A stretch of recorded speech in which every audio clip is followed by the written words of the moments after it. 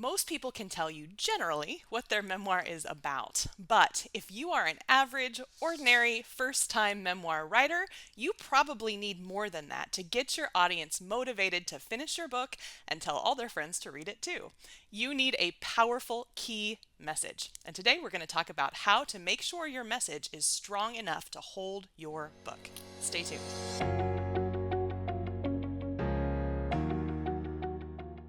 You've got the story, you've got the idea, you just don't know the steps in the process. If this is what's holding your memoir back, I have got the solution for you. The Memoir Method checklist is going to take you through every single step you need from idea to published marketable book. And you can download it now at pageandpodium.com/checklist.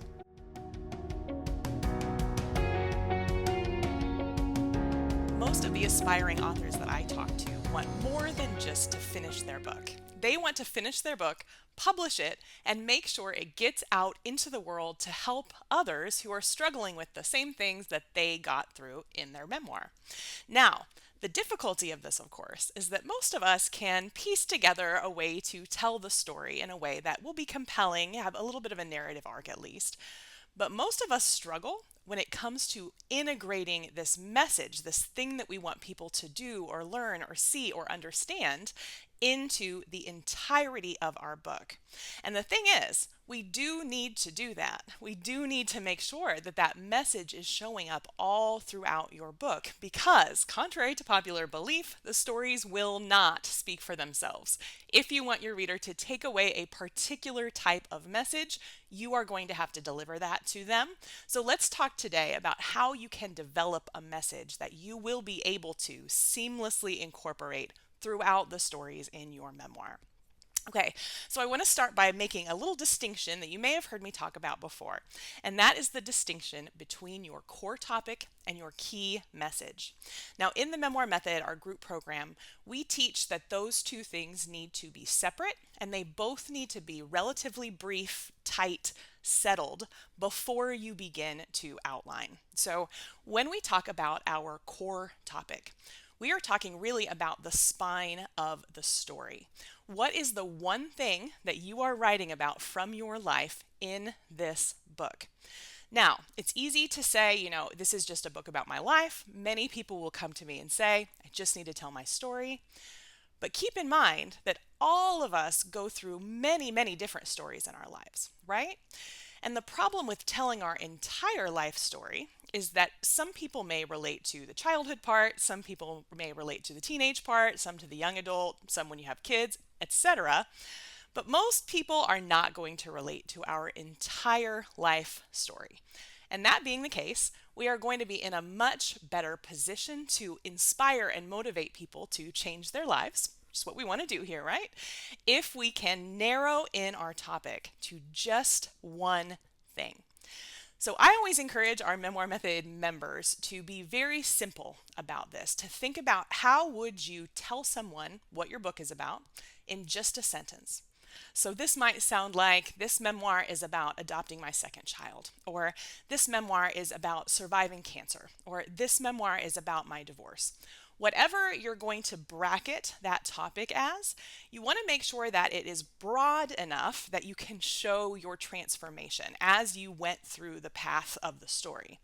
But you also want to make sure that it is narrow enough that you are not tempted to throw in everything but the kitchen sink. And believe me, this will be a temptation. So the first thing that you need to do before you can even start to develop this message is you've really got to make sure that your topic is dialed in. One thing, what is that book about? Settle in on it. And for the purposes of this video, I want to use an extended example here. And I want to use Wendy Davis's excellent political memoir, The Fight You Don't See. Particularly as we are in the guts of election season, this is an excellent book to pick up. I highly, highly recommend it. But to get to the point, the core topic of Wendy's memoir is the time I ran for a political campaign. That is very, very simple. It gives her a really nice framework of what time period to include in the memoir itself, and it helps her filter out what kinds of background and context stories she wants to include, or sometimes we call these flashbacks, right? So what were the stories that happened even before that political campaign that really can help add richness and depth and help the reader to really understand who Wendy is? So her core topic is pretty simple. But when we get to the key message, this is where we have to do a little bit more developing. Now, just like with your core topic, with your key message, I highly, highly recommend that you are thinking in terms of simplicity. So in Wendy's memoir, the key message is that power structures are always pushing against us, but if we believe in freedom and liberty and democracy, we have a responsibility to fight back against them. It's literally in the title, the fight you don't see. The power structures are hidden, so we don't see it, and yet she engaged in this fight. Also, all the way through the stories that she's included, based on her core topic, she was able to weave this message in because, of course, there are power structures everywhere we look. And when she filtered through her life in terms of the politics, she was really able to find many, many examples of times that these power structures showed up in different ways, different degrees of severity, different types of people bringing them into her life, that sort of thing. So as she was thinking about this key message, as she was really developing what she wanted to say, one of the things that we worked with her on was thinking about the 3 criteria that we teach to make sure your key message is not only going to be strong and powerful and motivating to your reader and also to you, but also that it is going to be the type of message that you can really weave through your entire book pretty seamlessly. That just in that same way that those invisible political power structures came up over and over and over again in Wendy's life, which of course lets her weave that message into the story, we also know that because it fits in so often, we're also able to make sure that that message gets in all of these different stories throughout the length of the book. Okay, so without further ado, let me get to these 3 criteria because this is a really great way to be thinking about whether the message, whether kind of your draft or your brainstormed key messages are really going to be strong enough to carry you through the book. Okay, so the first of the criteria that we share in the Memoir Method is that your key message should be relatively universal. Now, I talk about this in a previous video when we talk about the difference between truth and facts in memoir. So if that is interesting to you, finish out this video and then bop back over to the history and find that other one. But I want to recap just really quickly and say that when we think about truth versus facts in memoir, we are thinking about concrete, provable details as facts versus the feeling that something is real and authentic and genuine, which is our truth, right? So facts are things that we can externally and objectively prove. Truth is more about our feeling and our experience and how we lived a particular story. Now, the reason this distinction is really important when we're thinking about universalizing our key message, making sure that it's going to relate to our readers, is that when we are thinking facts versus truth, sometimes people will lean too far to facts and they will forget that where the universality is in the truth. So I sometimes call this an umbrella of truth because when we think in terms of truth, what was the experience like? What did it feel like? What were we thinking about the future and the past as we went through it? We really, when we think in those broader terms, we really are able to invite others into our experience to say, as they're reading, oh my gosh, I haven't run for office, but I've certainly, experienced being bullied on the schoolyard. Or, I haven't run for office, but I have certainly felt that my perspective was dismissed because I was a new person in the room, right? We all can relate to different types of experiences that we haven't had if they are framed in a way that invites us to share in that experience. And that is what I mean by the umbrella of truth. If you can think about the truth of your experiences as larger than the facts, as having a richer, deeper, more frankly interesting message than just the things that happened to you and what you did as a response, that is going to be so much more powerful in terms of helping that reader connect to you, connect to the story, And of course, because it is your message that is inviting them into this umbrella of truth, you also are going to be better positioned to get that message over and over and over, communicate it with them, and help them to internalize what it is you want them to learn. Okay, so the first thing is your key message, if it is not relatively universal, you want to step back a little bit. What can the individual stories of your life tell us about this particular truth? Something like power structure, something like love, something like hope, something like fear, something like identity. What is the larger truth that you can tack your stories to help make sure that those stories invite other people into your book? Okay, the second thing you need to keep in mind as you are developing this key message is that your key message really should show up in some way in the majority of the stories you want to tell. Now, we've already got a head start on this because we've got our topic down, right? So we already have some sense of which stories will be included based on their relationship to that topic or lack thereof, which stories will be eliminated. Now, when we start looking at what are all the stories I want to include, what would you say is the lesson that you have been learning throughout that entire period? Now, I don't want to get too woo-woo here, but I will say I believe that often we have to continue to learn the same lessons. We continue to face some of the same challenges until we learn that lesson.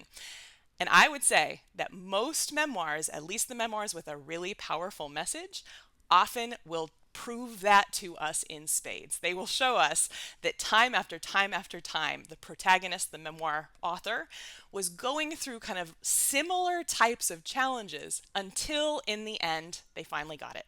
In the end, they finally understood what they were supposed to take away from all of these challenges of their life. Now, not only is this really inspiring, right? If we think about just trying and trying and trying and then finally overcoming that challenge, that is an amazing, inspiring message. But the other thing this does, on a more practical side, is that it's really going to help you make sure that you are at least nodding to that key message, at least kind of like indicating it a little bit, or at most, actually using the reflection in your memoir to explicitly tell your reader what you want them to take away. Now, how you're going to do that, that's going to depend a lot on the style of your memoir, the structure you've chosen, and frankly, just you and your story. But we do want to make sure that we are setting ourselves up for success with the key message. And one of the ways you can do that is to just really make sure that everything you're going to be talking about is an open door into that message. It's really going to help make sure that you aren't having to reach and stretch and feel like you're really blowing things out of proportion or reframing in a way that might not feel all that genuine. We really want to make sure that everything feels really good to you. It feels really authentic and true. So one way to do that is as you are refining, brainstorming, drafting your key message, really think about what are the things that I had to learn over and over and over, because one of those is probably your key message. Okay, and the third criteria that we teach for key messages in the Memoir Method is that your key message should be something that really lights you up. It should feel so powerful and so important that you just have this feeling in your gut that if you don't get that message out, people are going to suffer needlessly, right? That you have to communicate this message. It is so vitally important. And that is certainly true in Wendy Davis's memoir, I think at this moment in time more than maybe ever, because the message that she is sharing is not go vote for this candidate or that candidate. It's not even really go vote. The message she is sharing is that there are all kinds of invisible things moving around our society. And if we are not alert, if we are not watching for what those things are, we are very, very likely to miss, frankly, the way things just actually work. What she is calling us to do is pay attention to the larger issues, the things that go beyond this election cycle, and really work on how can we dismantle those issues and really make sure that we're improving our democracy, that we are making sure we have a stable political and social system. If you can't tell, I think that is vitally important, and so does Wendy. So that message is something that really drove her as she was going through what is really a very difficult process of getting this book written, getting it published, getting it out there and marketed and promoted. It is such a long, hard path. It's a journey. And when we have a key message that we believe in as deeply as Wendy believes in this political process, this idea of political power structures, it really will keep us going. So think about, is the key message that you have drafted, or are the key messages that you have brainstormed, which of those feel just vitally important? Which of those feel like if you don't get it out, some part of you will really regret that, just really for the rest of your life, right?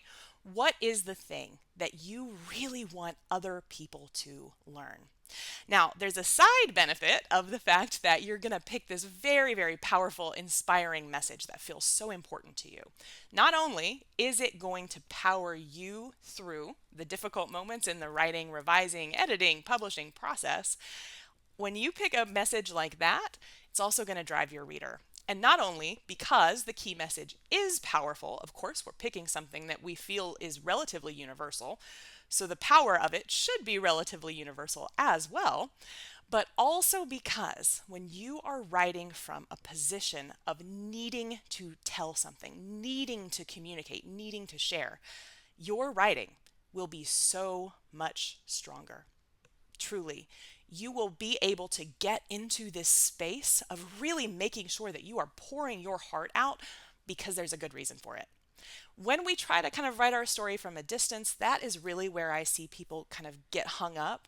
It's when we center our real, authentic, genuine values, and usually that's what your key message is, that we can move through this process and feel really, really good about it and invite readers in and have them feel really, really good about it. Okay, so as you are going through, I always suggest brainstorm some key messages, draft some key messages, get some feedback, edit, revise. This is a really crucially important part of this process, so don't rush it. It is worth taking the time to make sure you feel really, really good about the message of your book. Okay, I can't wait to hear what you're working on. Reach out, let me know how things are going. And if there is a topic that you would like me to talk about in the very, very quickly approaching new year, leave that topic or that question in the comments, or if you're a newsletter subscriber, go ahead and email in. Let us know what you'd like to hear about. We want these videos to be so useful for you.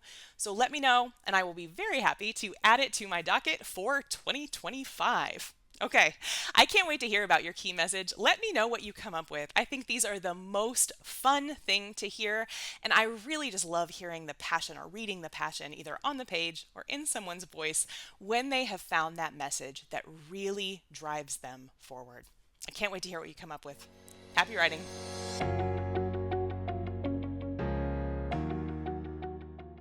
You know what they say, if you fail to plan, you plan to fail. And this is exactly what holds so many people back on their memoir projects.